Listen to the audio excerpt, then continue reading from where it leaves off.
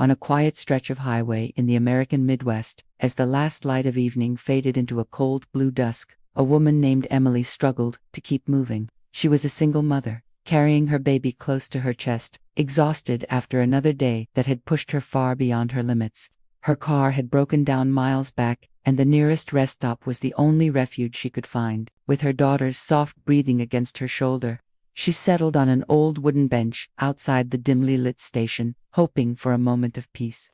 Nearby, a man in an expensive suit sat alone, appearing completely out of place in such a forgotten corner of the country. His expression was stern, his posture rigid, as if he carried the weight of an entire world on his shoulders. His name was Alexander Hale, a man known across the country for building an empire of wealth and influence. Yet at that moment, even success couldn't hide the fatigue in his eyes. Emily didn't notice him fall asleep beside her. She only remembered trying to cradle her daughter while keeping herself awake. But exhaustion won, and when she finally drifted off, her head slowly came to rest against the stranger's shoulder, something she would never have done had she been fully awake.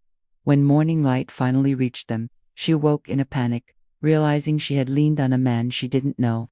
But before she could apologize, she noticed something unexpected. The man who seemed so intimidating the night before now looked fragile, as if sleep had peeled away every layer of hardness he wore in the daylight.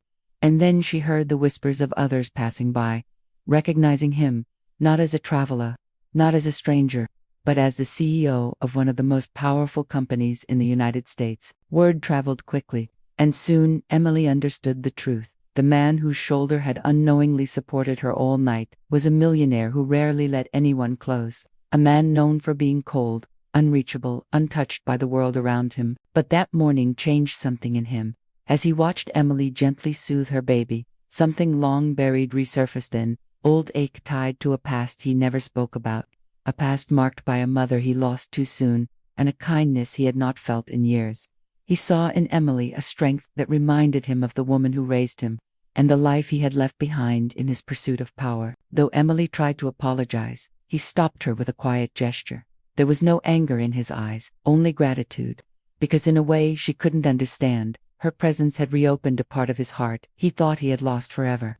Before leaving, he made sure her car was repaired, paid for in full, without ever asking for thanks. And as Emily drove away, he watched with a sense of clarity he hadn't felt in years. That night on the highway rest stop had revealed a simple truth. Sometimes, the most unexpected encounters awaken the deepest parts of the human soul.